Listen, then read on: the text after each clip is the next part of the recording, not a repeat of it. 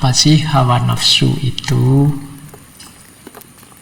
Hawa itu apa sih? Beliau mendefinisikan nafsu itu begini loh.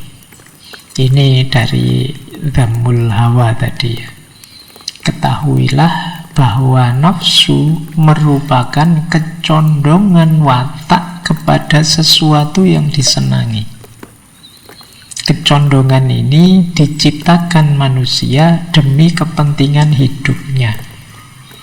Jadi ini kecondongan jiwa kita. Kenapa kok kita condong ke sini atau condong ke situ? Biasanya untuk kepentingan hidup kita. Kenapa kita senang makan? Kenapa kita senang minum? Kenapa kita senang seks misalnya? Itu ada dorongan dari jiwa kita untuk menuju ke sana. Demi apa? Kelestarian hidup kita.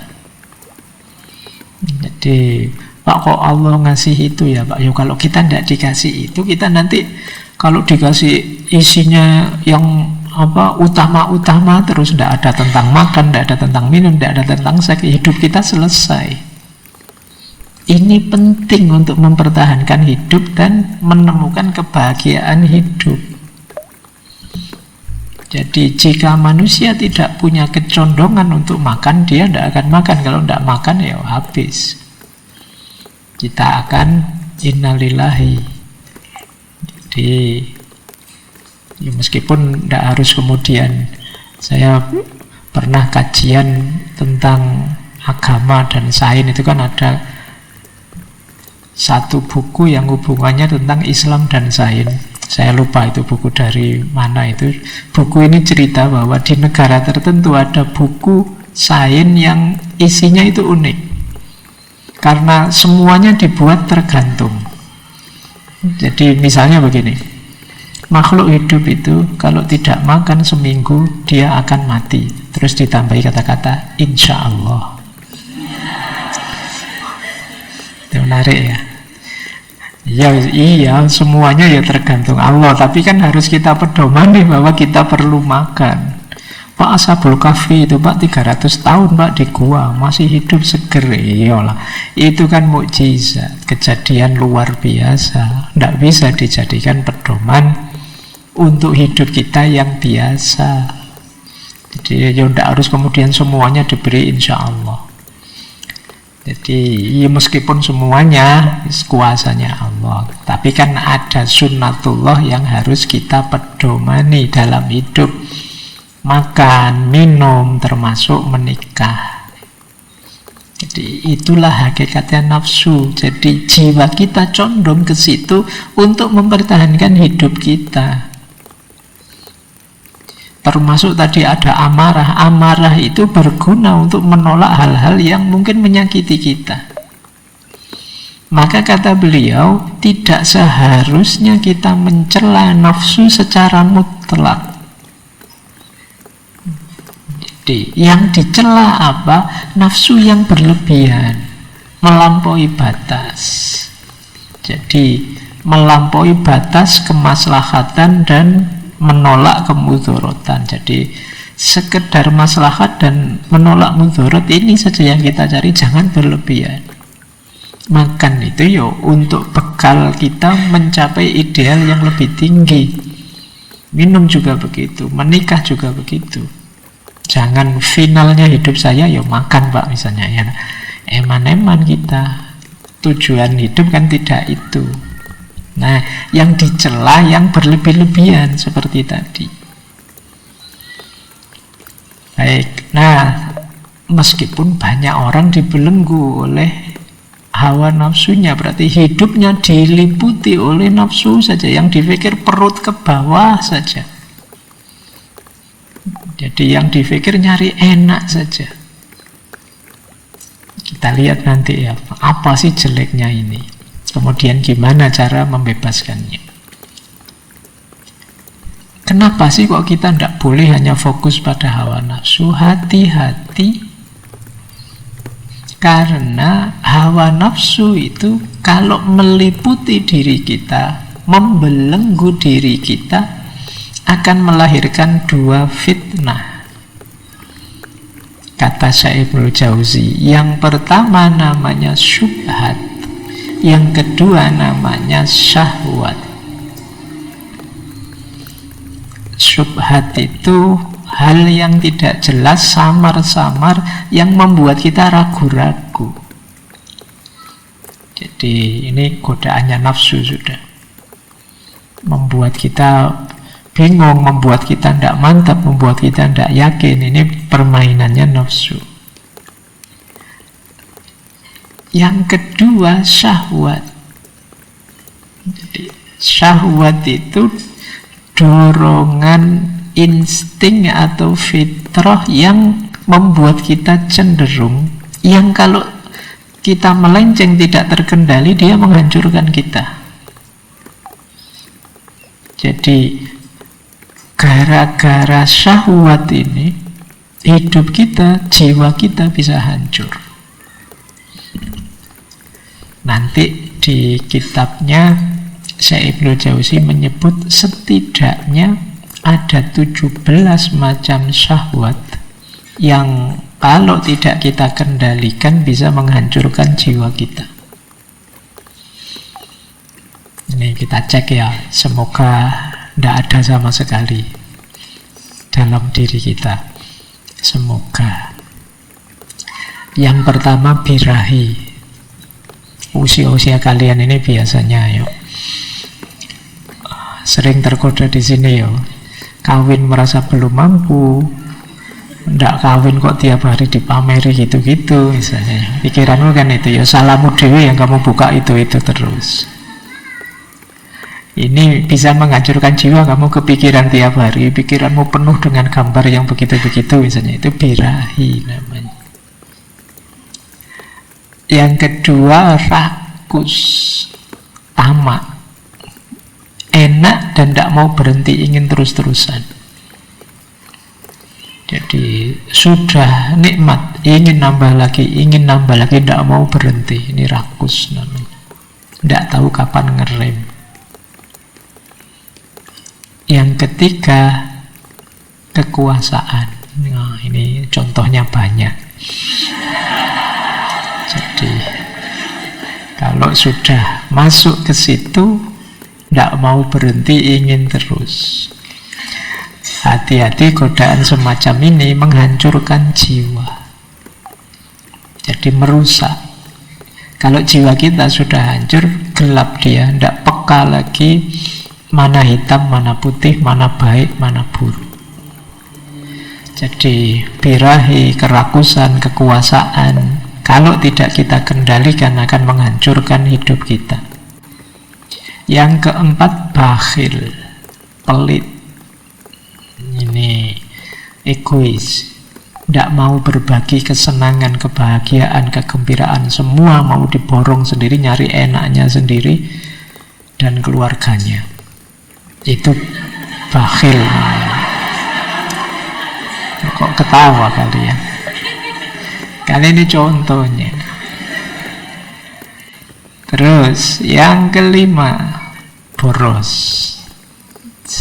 tabdzir, menyia-nyiakan apa saja. Mungkin di kita yang sering kita boroskan, wong kita bukan orang kaya, biasanya yang kita boroskan waktu. Jadi penggunaan waktu kita itu tidak efektif. Ini merusak jiwa. Jadi waktu berlalu dan kita merasa bukan apa-apa, itu menyakitkan bagi jiwa kita. Cirinya kita sering kaget. Loh, sudah seminggu. Besok sudah kuliah, kok cepet libur ya. Itu kemungkinan waktunya tidak kamu manfaatkan secara optimal, jadi kamu kaget. Tabdzir, dusta, bohong, itu akan merusak. Mungkin tidak ada orang yang tahu, tapi ketika kalian bohong kan kalian sendiri tahu bahwa itu kebohongan. Jadi diam-diam kalian sedang merusak dirimu sendiri. Dengki, tidak senang lihat temannya senang, susah kalau lihat orang lain berhasil, itu dengki. Ini penyakit yang paling merusak. Makanya kalau di surat Al-Falaq itu kita diminta berdoa secara khusus. Min syarri hasidin idza hasad. Dari orang-orang yang hasud ketika dia hasad itu, karena orang dengki itu dia rela dirinya hancur asal orang yang dia benci juga hancur. Mending benci, orang benci itu masih mikir dirinya, saya harus enak, kenapa dia yang enak, dia dihancurkan saja biar saya yang enak, itu masih mending. Tapi kalau sudah dengki, saya berkorban tidak apa-apa, saya keluar banyak tidak apa-apa, asal dia kalah, asal dia hancur, ya, itu namanya dengki. Dendam juga begitu.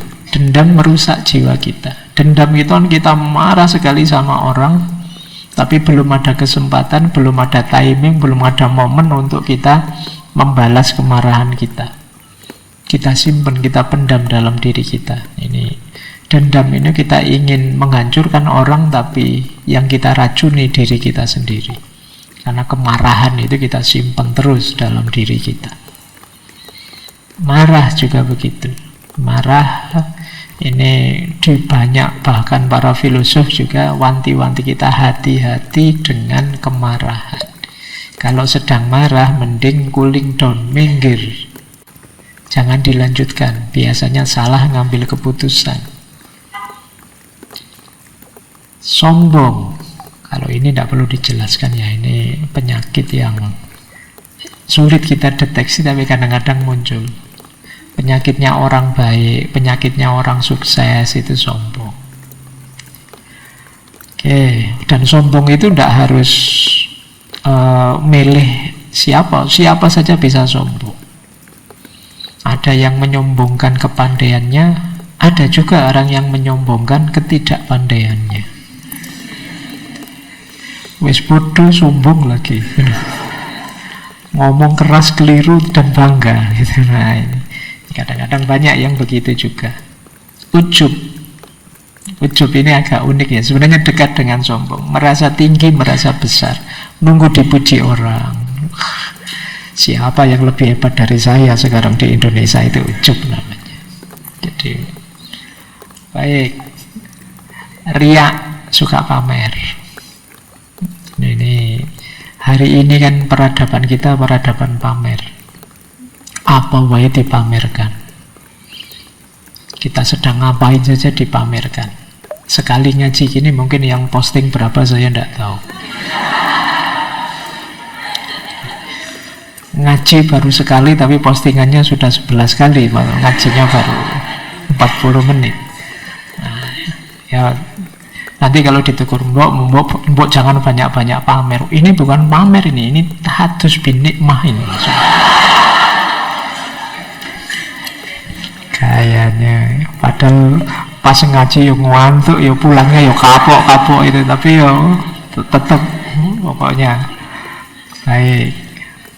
Yo hati-hati, dijaga sendiri-sendiri hatinya.